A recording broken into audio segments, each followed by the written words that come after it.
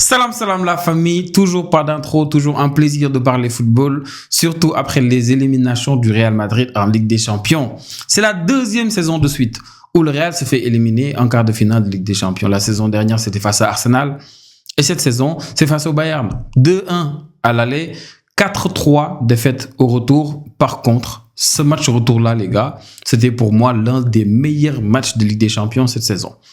Arsenal-Bayern, en saison régulière, c'était quelque chose. Mais le match était plus penché côté Arsenal, trop individuel côté Bayern. Mais ce soir, les gars, pour moi, c'était l'une des meilleures affiches de cette phase finale. Et je pense que côté demi-finale, peut-être qu'on aura de meilleurs matchs, mais je ne pense pas que ça vienne du côté d'Arsenal et d'Atlético. Mais Paris Saint-Germain, Bayern, les gars, je pense que ça sera un match incroyable. Parce que si le Paris Saint-Germain regarde ce match-là aujourd'hui, ils vont comprendre qu'il y a beaucoup de failles côté Bayern. Il y en a beaucoup. Et d'ailleurs, ce qui me fait penser à une chose, les gars, personne n'a parlé de la ligne haute de Kompany aujourd'hui. Personne. Hier, on a beaucoup parlé de la ligne haute d'Hansi Flick sur le seul but qu'on a pris dans le match. Tout le monde en a parlé.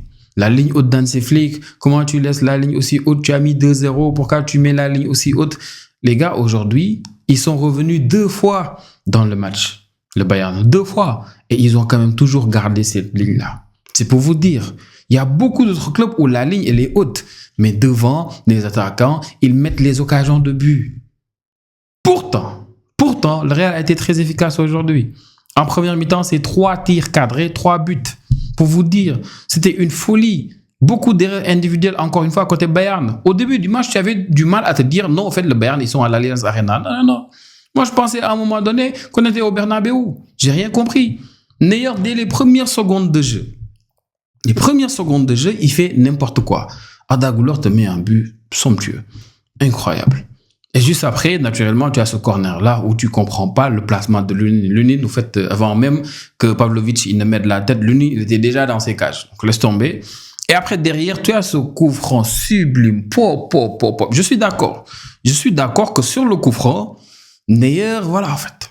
On va pas dire qu'il fait pas une petite faute de main parce que il aurait pu peut-être faire l'effort de bien sortir la balle. Moi, je pense que, voilà, en fait, il aurait pu mieux faire. Mais c'est compliqué de faire mieux avec cette frappe-là d'Arda Güler. Elle était bien placée. Neuer lui avait laissé beaucoup trop d'espace, donc il n'a pas pu revenir à temps. Et c'était juste somptueux. Il met un doublé. C'est ses 2 seuls buts depuis le début de la saison en Ligue des Champions en 12 matchs. Mais quel but quand même. Quel but. Et après, encore une fois, Bayern, il revient dans le match. Avec ce but magnifique de Kane qui a pris le temps de bien se préparer dans la surface. D'ailleurs, c'est bien drôle. Hein? Cette saison en Espagne, les gars, nos défenses laissent tomber. La défense du Barça, la défense du Real. Comment est-ce que Rudiger et Militao ont pu laisser Harry Kane sur ce deuxième but-là? Bien se préparer, bien orienter et bien placer la balle où il veut. C'est juste une folie. Et à 2 reprises, comme je le disais, le Bayern, il revient dans ce match-là et pourtant, ils ont toujours gardé une ligne haute derrière. Toujours. À plusieurs reprises, Mbappé, il a failli s'échapper.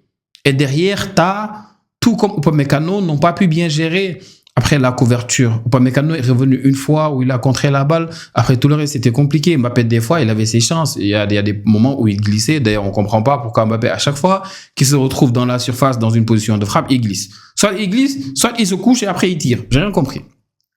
Mais non, cette fois-ci, il a son but. Et la ligne haute du Bayern était là. C'était compliqué. Finalement, tu as... En deuxième mi-temps, Kompany qui fait ce changement, qui met Davies, qui sort Stanisic parce qu'il avait compris, au fait. Il avait compris que Mbappé, il était en train de s'amuser, Vini était en train de s'amuser parce qu'il dévorait trop d'espace derrière, parce que la ligne, elle était haute. Donc, il a mis un défenseur qui pouvait assurer la couverture. Ça, c'est un luxe au Barça côté profil qu'on n'a pas trop, au fait. On n'a pas de latéraux qui vont avoir déjà, en plus de l'expérience, cette vitesse-là pour pouvoir bien lire le jeu derrière et dire tranquille, je vais essayer de combler un peu la couverture. Il le faisait très bien, Inigo Martinez, mais le problème, c'est qu'il était un peu lent. Mais côté expérience, il était calé. C'est pour ça qu'il anticipait beaucoup.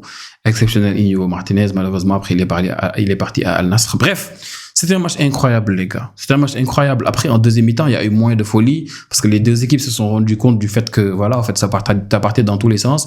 Et on était à un moment où il fallait juste un but de plus pour l'une des deux équipes pour passer. Du coup, il y a eu beaucoup plus de calcul, beaucoup plus de maîtrise, mais surtout, Olysée, en deuxième mi-temps, il s'est réveillé. En première mi-temps, c'était un peu compliqué. Il avait même pas de tir cadré, je pense. Mais en deuxième mi-temps, les gars, Olysée s'est réveillé.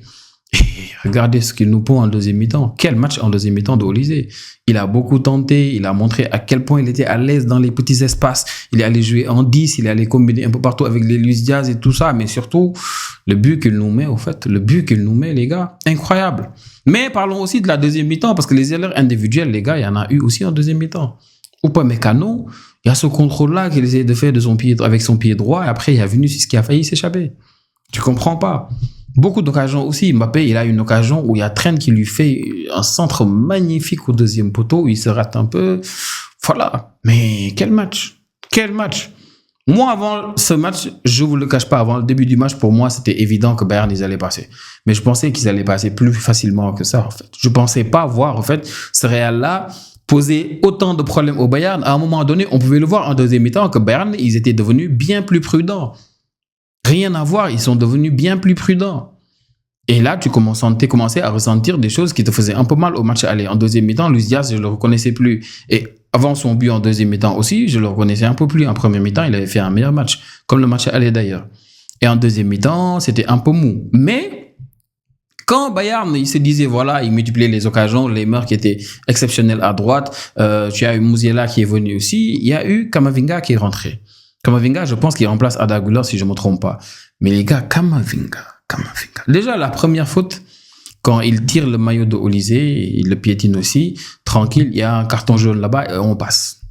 Il y a des gens qui disent qu'il n'y a pas rouge pour Camavinga. Le rouge est trop sévère. Je lis ça un peu partout, le rouge est trop sévère. À la fin du match, tu as vu tous les joueurs du Real qui sont allés parler à l'arbitre. Tu as même, après, en zone mixte, Arbeloa qui te dit le rouge était trop sévère. Personne ne comprend le rouge. Arbeloa, il nous dit que personne ne comprend le rouge. Mais les gars, l'arbitre n'a pas mis un deuxième carton jaune à Camavinga parce que Camavinga a fait la faute sur Aiken. Le carton jaune, c'est pas pour la faute. D'ailleurs, l'arbitre, il avait même oublié que Camavinga avait déjà reçu un carton jaune. L'arbitre, il avait juste décidé de ne pas lui donner de carton jaune. Mais tu fais déjà une première infraction, tu fais une faute. On ne donne pas de carton jaune. Tranquille. Mais toi, tu gardes la balle. C'est-à-dire, volontairement, tu es en train de retarder la reprise du jeu. Donc, tu es en train de faire une deuxième infraction. Du coup, mais l'arbitre, s'il ne te donne pas un carton jaune, c'est que c'est un mauvais arbitrage. Tu fais la faute, il tolère ça.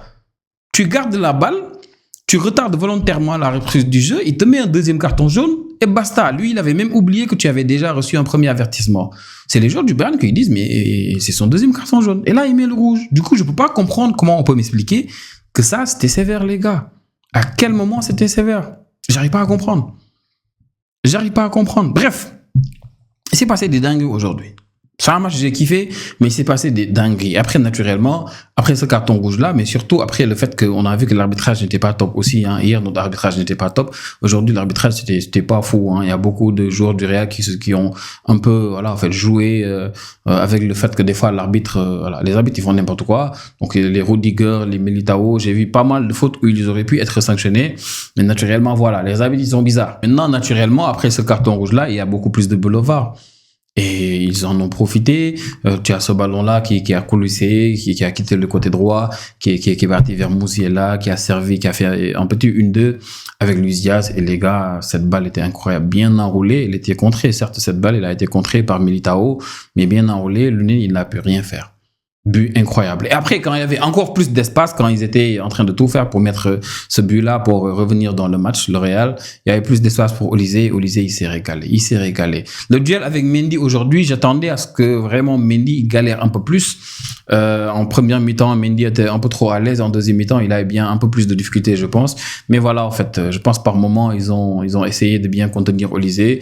Olysée, c'était pas fou en première mi-temps, mais en deuxième mi-temps, les gars, il nous a montré que nous, le Sénégal, les gars, il faut qu'on se prépare. Et là, je m'allais dire ce que Mendy fait en première mi-temps, tu peux le faire, mais il faut que collectivement, qu'on fasse beaucoup d'efforts. Olysée, il ne faut pas lui laisser de l'espace. Il ne faut pas. Il va aller croquer. Vous avez vu, au fait, en deuxième mi-temps, vous avez vu son but même. Son but, les gars, tu lui as laissé de l'espace. Et voilà, il a même accéléré. Il accélère, il vient pour essayer de te fixer. Il pousse la balle un peu à gauche et c'est fini. Il n'a pas besoin de plus d'espace. L'espace, vous avez vu l'espace là? L'espace était minime. Hop, poteau rentrant. poteau rentrant. L'Union, il n'a pu rien faire. Donc, nous, on doit faire gaffe, les gars. On doit vraiment faire gaffe. Mais, vraiment, félicitations au Real. C'était un match incroyable, mais le mal est profond en Espagne. Le mal est profond. Voilà. Nos défenses sont catastrophiques. Et Real, là, en fait, j'ai pitié pour beaucoup de joueurs. Mbappé, c'est pas grave. Il vient d'arriver. Il lui reste encore 3 ans de contrat. Il a la confiance de Pérez. Mais Camavinga, les gars, ces 2 dernières saisons, c'est pas fou. C'est vraiment pas fou. On va dire que collectivement, c'est peut-être tout le Real. Arbeloa, là, par exemple, c'était sa 7e défaite depuis qu'il est sur le banc du Real, en moins de matchs que Xabi Alonso. Xabi Alonso, c'est 6 défaites en je sais même plus combien de matchs, mais j'ai vu les stats tout à l'heure. Mais Camavinga, sa saison, la saison dernière déjà, c'était pas trop ça. Cette saison aussi, ce rouge-là, ça va être handicapant. Dernièrement, c'est Pitarch qui avait pris sa place au milieu. En équipe de France même, c'est pas fou aussi. Je pense que là-bas, il est plus titulaire. Et tu te demandes, au fait, comment ça va finir. On va essayer de le surveiller en Liga déjà pour voir la fin de saison, ce que ça va donner. Peut-être Arbeloa va en profiter et faire ce qu'il a envie de faire avec voilà, les boys de la Fabrica, tout le tralala, qu'importe, on verra. Mais on se pose des questions pour lui, on se pose plein de questions. Après, maintenant, les gars, ça fait 16 ans. 16 ans que le Real n'avait pas enchaîné 2 saisons blanches de suite. Ils ont investi combien, le Real Madrid? Combien? Ils ont investi combien pour enchaîner 2 saisons blanches? Je ne sais pas si vous vous rendez compte. Même une Coupe du Roi, ils ne peuvent pas prendre. Une Super Coupe d'Espagne, c'est pas grave. C'est tout le temps le Barça est là-bas. Voilà. Nous, qu'importe nos défauts, le Real, voilà, nos trucs. Mais les gars, c'est incroyable. Je ne sais pas si vous vous rendez compte. En 2 saisons, le Real, 3 coachs se sont passés. Et ils enchaînent 2 saisons blanches. 2 saisons blanches. Bon, c'est pas encore fini en Liga, mais on va dire si ça se termine comme ça, les gars, ça va être fou. Combien de joueurs sont passés? Combien de millions investis? Mbappé est venu. Trent est venu, Carreras est venu, Mastantuono est venu. Et c'est toujours le même résultat. Je pense que cette fois-ci, Pérez, il n'a pas le choix. Il va devoir faire le ménage. Je crains même que le statut de Tchouaméni soit vraiment remis en question. Je pense qu'il y a beaucoup de joueurs qui vont... Fran Garcia, quand j'y pense, je pense que, voilà, Rodrigo aussi...